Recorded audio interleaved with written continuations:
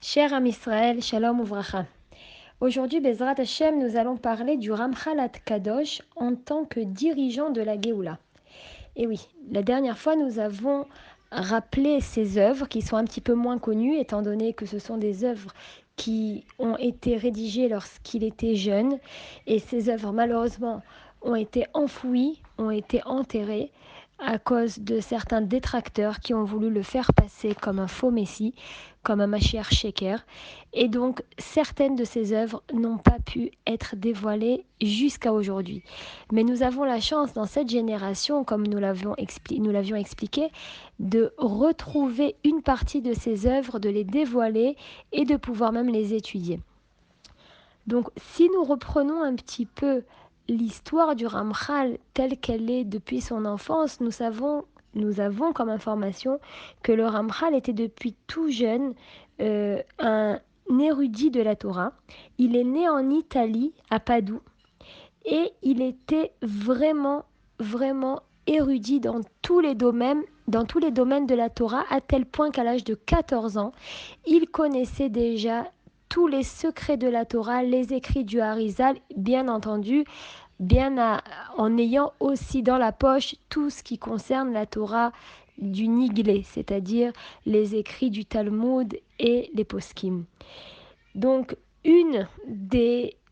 chose extraordinaire qu'on puisse apprendre sur le Ramchal, c'est de savoir que vraiment, il a été choisi déjà depuis tout petit pour être une grande âme et un grand érudit de la Torah. À l'âge de 20 ans seulement, il n'avait plus aucun livre qui pouvait le réveiller, qui pouvait lui, comme on dit en hébreu, les chadeshlo, ça veut dire lui faire découvrir des nouveautés de la Torah. Il avait déjà tellement tout étudié, il connaissait déjà tellement tout, qu'Akadosh Baruch Hu lui a envoyé un ange céleste à l'âge de 20 ans seulement, un ange du monde de Bria qui s'appelle l'ange Shmuel, qui est descendu des mondes supérieurs pour lui apprendre les secrets de la Torah, puisque comme nous l'avons dit, aucun livre sur terre ne pouvait plus rien lui apprendre, il savait déjà tout. Et donc à 20 ans, il a commencé à étudier la Torah avec cet ange Shmuel qui lui a dévoilé certains ichudim, certaines concentrations de l'esprit, certaines pensées, certaines kavanotes à avoir pour pouvoir avoir le mérite de recevoir en personne le dévoilement d'Eliyahu Hanavi. Et c'est donc grâce à cet ange Maguide, à cette révélation céleste, que le Ramchal a commencé à recevoir en personne les Neshamot de Adam Arishon, de Eliyahu Hanavi, de Moshe Rabbeinu, des Avot Akdoshim, Avraham, Yitzhak, Yaakov, de Malachim tels que le Malach Matat, du Rav Amnuna Saba et d'autres. Et c'est grâce aux révélations de ces anges-là que le Ramchal a mis sur papier le livre qui est s'intitulé Les 70 Tikkunim Chadashim du Ramchal.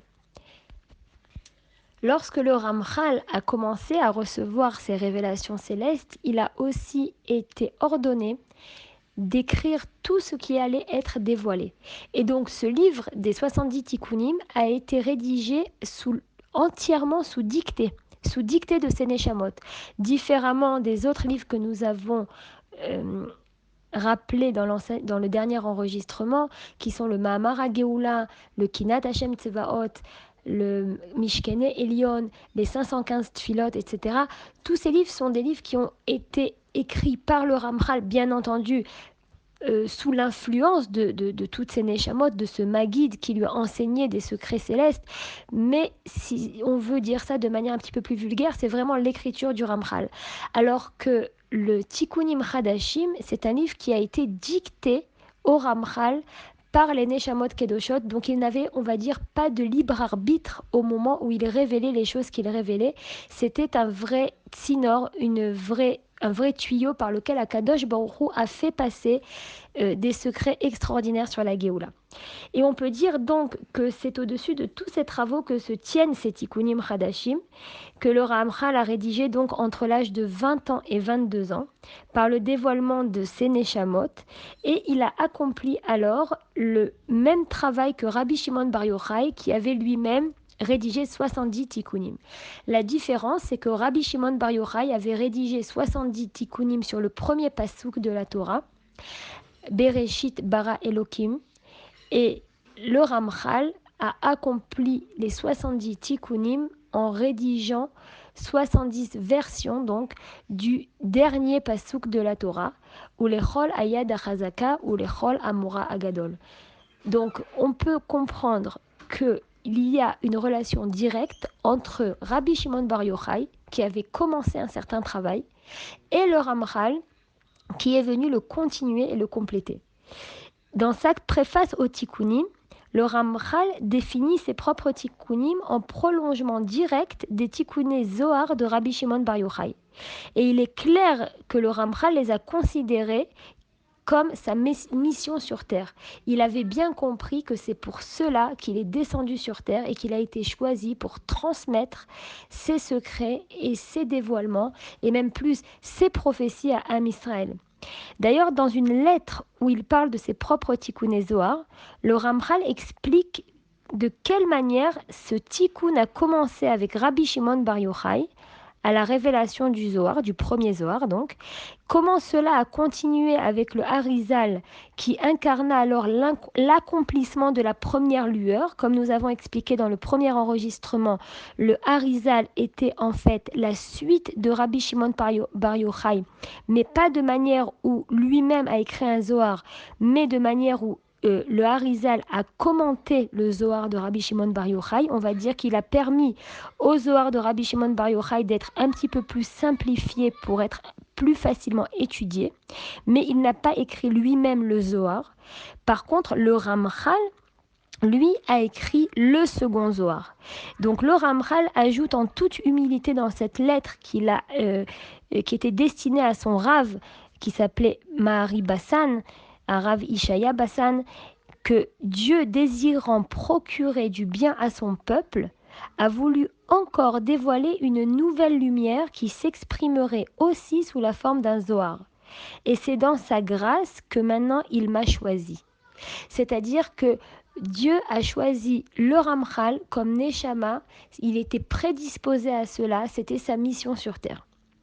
C'est donc à nous que se dévoile ici le Or HaGanuz, la lumière dissimulée dans le Zohar du Ramchal, dans ses 70 tikkunim, laissant apparaître de nombreuses choses sacrées et formidables qui furent consignées et scellées tout au long des générations. Et comme nous le dévoilons pendant ces années, ces dernières années, surtout dans notre génération, c'est grâce à Dieu, nous qui avons été choisis, la dernière génération de l'exil et la première génération de la Géoula, c'est nous qui avons été choisis pour commencer à vraiment avoir la main sur ces écrits qui jusqu'alors étaient vraiment dissimulés, et quand ils ont commencé à être très peu révélés, ils ont été vraiment, ils étaient on va dire que c'est resté de manière très restreinte dans les mains des érudits qui les ont étudiés pour eux-mêmes, mais qui n'ont pas forcément pris une part active à leur publication. Donc, Bezrat Hashem Itbarach, toujours dans cette série de préface, on va dire, d'introduction à la Torah de la Géoula du Ramchal et aux écrits du Tikkunim Chadashim, nous avons appris aujourd'hui un petit peu plus pourquoi le Ramchal est vraiment une de ces Neshamot uniques qui a été choisie pour continuer un travail qui est vraiment le travail de la Géoula. Et dans le prochain enregistrement, nous